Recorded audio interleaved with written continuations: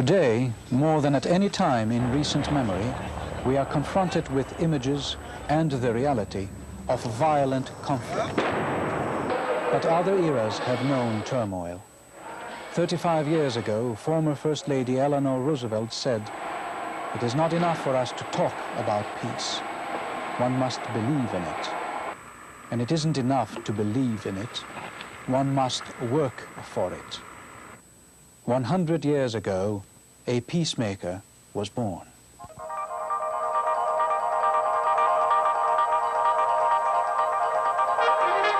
CBS presents 4 Hour Times.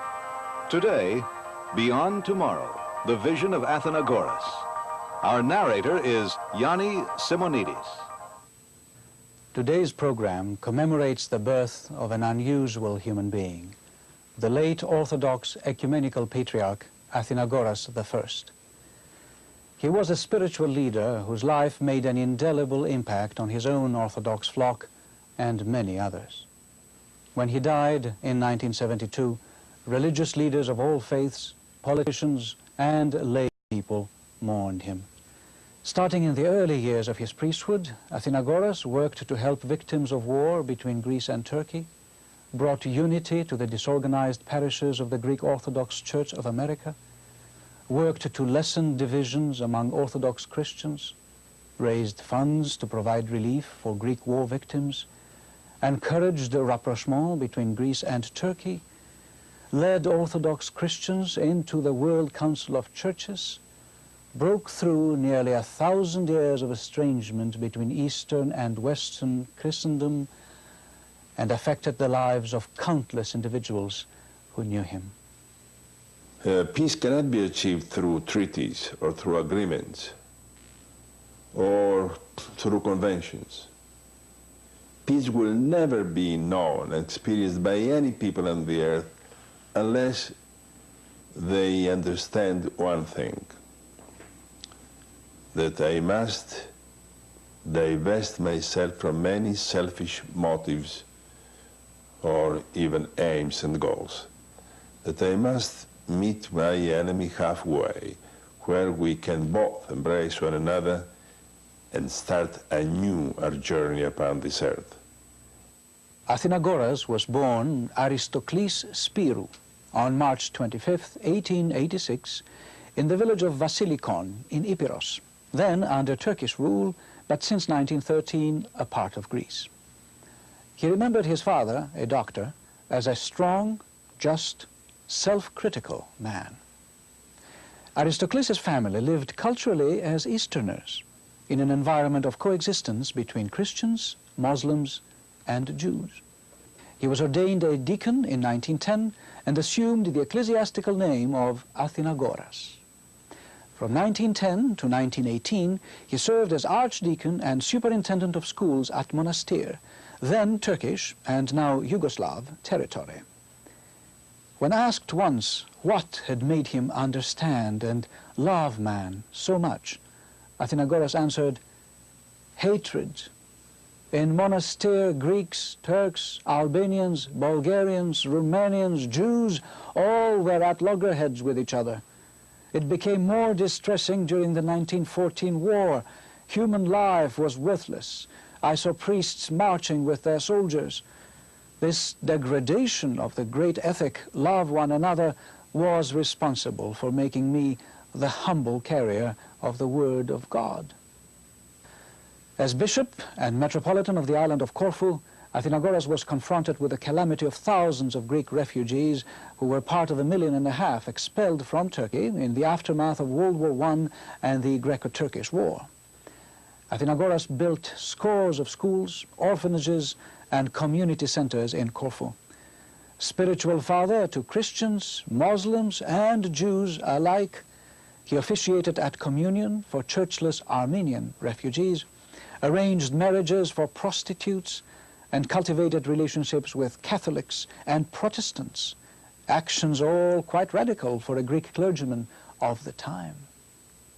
My parents brought me to the church, and I started to love the church. And of course, I identify Athenagoras with Christ, and I thought that through him I can meet God. And I asked him to accept me to the church and to be prepared for priesthood. And he took me to his diocese. I was with the black robes from the age of 8, and I used to live from 8 in the morning to 7 in the afternoon in the bishopric and follow him to the services, help him as I can as young boy, and we created a relationship. And I consider him a spiritual father, and he loved me, gave me self-confidence, and I thought that through him I can find God. In 1931, the Holy Synod of the Ecumenical Patriarchate elected Athenagoras Archbishop of the Greek Orthodox Archdiocese of North and South America. He came to the United States, a church terribly disorganized, torn asunder by political elements, and in this period of 17 years that he remained in the Americas, he managed to unite it, to make it a church viable for its communicants by using love and the need to reconcile people, to bring them together. They were immigrants, you see. They came from different parts of Greece and the islands, and naturally they brought their little cultures here. And of course he wanted to, and there were factions, and there were misunderstandings, royalists and so forth.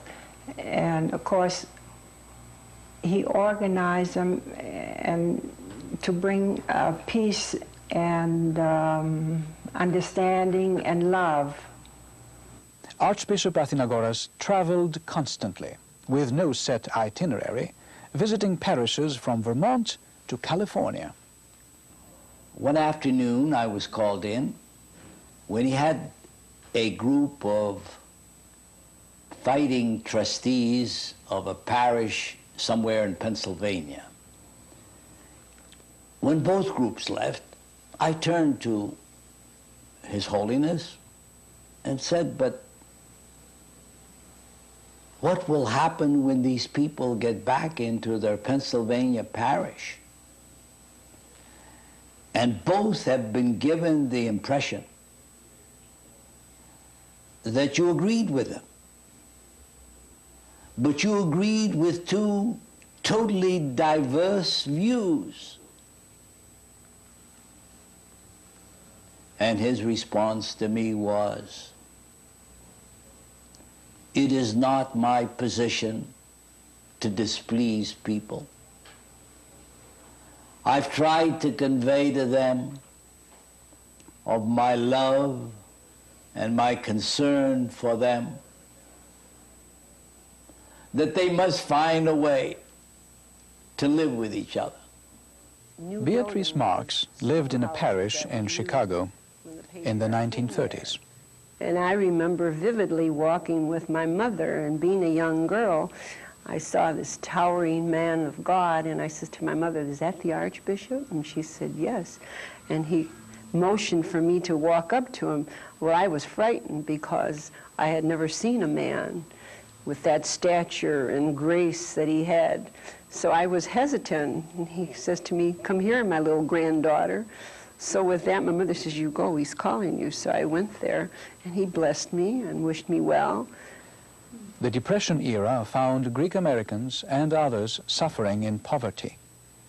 In 1931, soon after arriving, Athenagoras inspired creation of the philanthropic Greek Orthodox Ladies Philoptochos Society. When he founded Philoptochos, it was actually helping the poor, the destitute, the orphan, the widowed, the imprisoned, and anyone in that category that was without means. Now we have grown, we've become ecumenical. we become concerned about the affairs and the welfare of the people at large, be it in Africa, be it in Mexico, or our own country, wherever there is a need. In 1937, with the help of people like Mrs. Pappas's husband, Judge John C. Pappas, Athenagoras founded the Holy Cross School of Theology, now in Brookline, Massachusetts, to train priests who could better serve the needs of Greek Americans. In 1944, he founded St. Basil Academy in Garrison, New York, to provide for orphans and children from broken homes. A 1933 treaty between Greece and Turkey provided an occasion for hope for the former Turkish citizen who had become a U.S. citizen. Archbishop Athenagoras encouraged these developments, though not without criticism. He never reprimanded Greeks for accusing him as a friend of Turkey, more than a friend of Greece. He believed in the humanly impossible. He believed that enemies can be reconciled, they can love one another, and can live together. That was the greatness of the Patriarch, and I'm afraid that there are no such great persons. I think Turks and Greeks would be much happier if they ceased to accuse one another, to suspect one another, or to cultivate mistrust and hatred against one another. He and Spiros Skouras, head of 20th Century Fox, were two of many prominent supporters of the Greek war relief effort, which provided millions of dollars worth of clothing and food to victims of World War II and the Civil War which followed in Greece. I remember an occasion when he was at the White House in order to plead to President Roosevelt to lift the embargo so that some Argentine wheat could go into Greece. And this could be done without the intervention of the British fleet. It was such an appeal that Roosevelt said, of course, I will talk to Churchill. And as a result of that meeting, Churchill agreed, and through the intervention of the Vatican directly with the German authorities, hundreds of thousands of tons of wheat reached Greece and saved a substantial part of our people during that period. In 1948, the Ecumenical Patriarchate's Holy Synod elected Athenagoras Ecumenical Patriarch, spiritual leader of the world's 200 million Orthodox Christians. When he left the United States for Istanbul, penniless, with one robe and a pair of shoes, in his friend President Harry Truman's personal plane, the Greek Orthodox Church of the Americas had grown from 119 to 350 parishes. The Greek community had grown in status and renown. As Ecumenical Patriarch, Athenagoras was now first among equals in a collection of Orthodox patriarchates, autonomous, autocephalous, and affiliated churches. Throughout the 1950s, Athenagoras exchanged visits with the heads of these churches in an effort to strengthen pan-Orthodox ties. The seeds were planted by him, and from this, we got to the point where today we have the Ecumenical Center in Chambézy in Switzerland, and where there are dialogue and people coming, conferences. There's a secretariat. These things were not only for Orthodox, but also for Protestants and Roman Catholics, that they can come and meet the Orthodox and to be able to discuss and to witness to each other. So this was, I think, his contribution of opening up this possibility for the Orthodox, who were divided nationally, divided by camps, divided by political situations. But he was somehow to bring them, and the present Patriarch has continued the work of this task that he began. And it took a great initiative. The new patriarch's task was not an easy one. The ecumenical patriarchate in Istanbul had been a focus of controversy since Ottoman Turks had conquered Constantinople, capital of the Byzantine Empire, in 1453. A system extending civil and religious authority to the patriarch lasted until the Ottoman Empire's collapse after World War I. Subsequent warfare between Greece and Turkey, involvement of other European powers, and the rise of a secular Turkish republic strained relations between Turkey and the Patriarchate. Long-standing friction over Cyprus further exacerbated tensions. In 1955, Greek churches, schools, and shops were destroyed in riots in Istanbul. He was very, I would say, forgiving. He would not let this stop him, even at the time when they had the pogroms in the 50s in Istanbul, and the Greeks were agitating, waiting for him to take a stand, but he patiently suffered this internally, and he refused to speak out or strike out against those who were, shall we say, striking at him. And in a way, you would say, maybe like Gandhi, very passive resistance. He was not going to be provoked into some outward action. One of Athenagoras' first acts as patriarch was to initiate Orthodox membership in the newly formed World Council of Churches, which included Protestant denominations. Groundwork had been laid, starting with the 1920 encyclical of the Ecumenical Patriarchate, which had encouraged rapprochement between various Christian churches. Athenagoras took bold, new steps. He, in the 50s, had sent a personal representative to Geneva, to the headquarters of the World Council of Churches, his own personal representative. That happened to be Archbishop Iakovos, who at that time was a metropolitan, a bishop, and who for 4 years was the liaison between the Patriarchate of Constantinople and the World Council of Churches. And his efforts as a personal representative, a kind of a locum tenens there, greatly influenced the climate within the World Council to accept and to prepare the way for the entry of the other Orthodox churches into the World Council of Churches. So that today, the World Council of Churches is continuing at an accelerated pace all of the seminal ideas and programs that had been conceived from the beginning for the ecumenical movement in a very dynamic, well-organized, and I would say a very effective way. And at the same time, the Orthodox have matured in the relationship to the World Council. These are things that Athenagoras envisioned and wanted for his own church, the Universal Orthodox Church, and he wanted it for the World Council as well. In 1959, he sent His Eminence Iakovos, now Archbishop of North and South America, to Rome to meet with Pope John XXIII. It was to be the first official meeting between Roman Catholics and Orthodox in over 400 years. He called me once, said to me that we are going to the Vatican. I said, who, where? Who am I? What to the Vatican? You must go to seek an audience with Pope John XXIII. Are you going to give me a letter? I said, he said, no.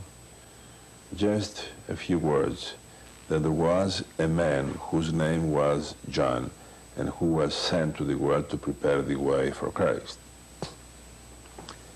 You may add that he is the man whom God has sent. The name is John. And what I would like him to do is to prepare the way for church unity. Well, you know how I felt, without any letter of introduction, without any other message, just to be the messenger of few words. But I did go, and John received me with paternal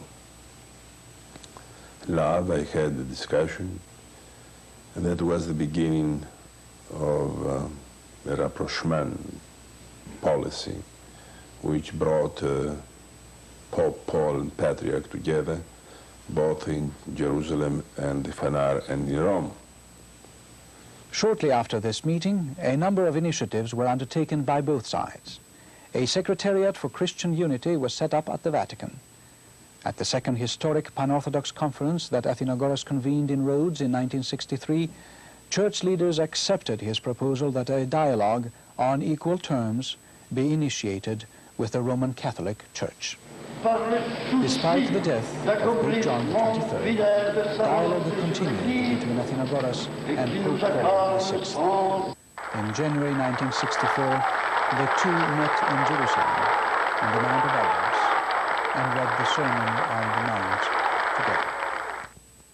The Pope once told me in a personal conversation that on the occasion of the meeting in Jerusalem, where they met for the first time, under the sign of the Holy Cross, and relatively short meeting, one day, the Pope told me, I never imagined that in such a few minutes, such a deep friendship between us could exist and last forever.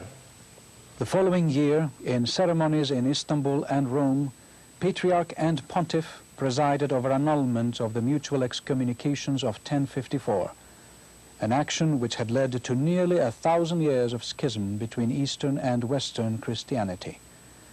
Announcement of the event concluded the Second Vatican Council on a dramatic note. Athenagoras and Pope Paul continued their relationship. In July 1967, the Pope went to see Athenagoras in Istanbul, a visit which must have provided moral support to the because of the Cyprus conflict. Athenagoras returned the visit a few months later, when he went to Rome and prayed with Pope Paul at St. Peter's Basilica. As time goes by, the true greatness of the ecumenical patriarch Athenagoras becomes progressively clearer. The spiritual legacy left by the patriarch is very great and very significant. This idea of the dialogue of love between the churches as well as between individual Christians has become a crucial idea for ecumenism. No real progress can be made towards Christian unity without that dialogue of love. And it was precisely because this new spirit of brotherhood was engendered between East and West that it became possible to develop also a theological dialogue between the churches from the East and from the West. To carry out that dialogue, the theological dialogue, a joint commission of the Catholic Church and the Orthodox churches was duly set up. In 1968, the Patriarchate established a Pan-Orthodox Commission to prepare for an eventual Great Synod of all Orthodox churches. 2 years later, the Orthodox Patriarchal Center was established in Geneva. In 1971, Athenagoras wrote a letter to Pope Paul expressing his hope that one day Eastern and Western Christians would once again share the sacrament of communion, a common chalice, as they had before schism. Until his death in 1972 at the age of 86, Athenagoras tirelessly continued to pursue his goals. In spite of worldwide acclaim and his enormous influence, Patriarch Athenagoras remained a person whose primary strength lay in his ability to be open to and communicate with other people. Because it's thanks to you that I get conception of my existence. Without you, how to get existence of myself? Thanks to you, I get existence of God. I see God in your eyes, like that. So this is my humble policy all these years.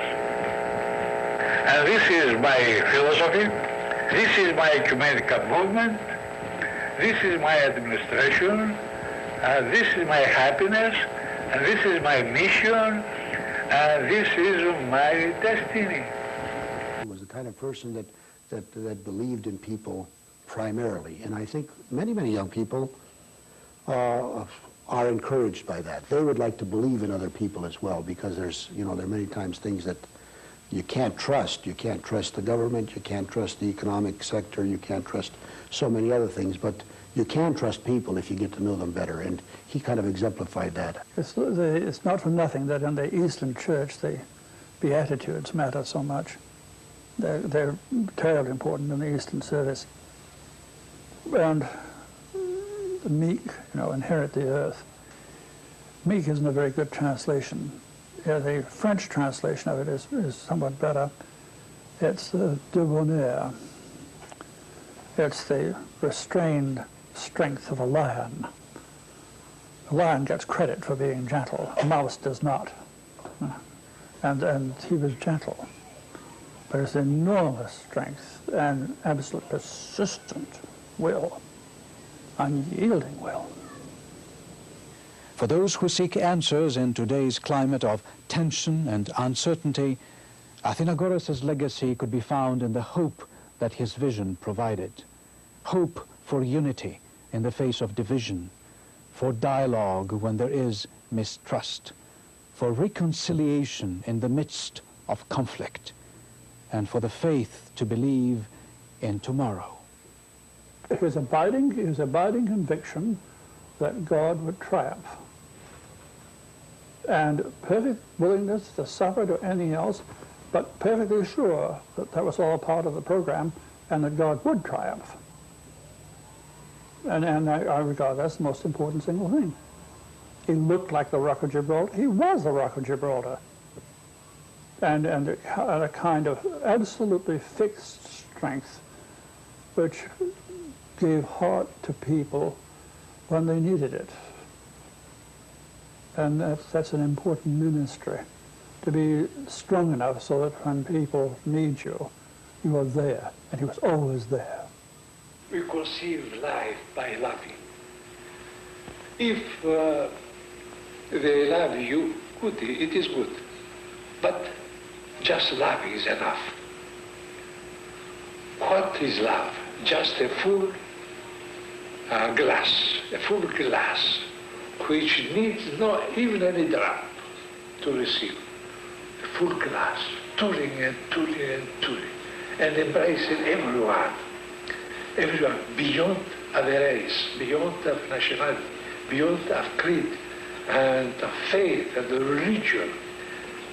The authorities of the common people, much more the common people, who need some love, the common people, who need just a smile, and they don't have it. Just a word of love, and they don't hear, and don't listen to it, and to embrace them and to tell them, I love you. By this way, you realize the meaning of life and your destiny, especially the men of responsibility. The men of responsibility, they have to be to the service of the others.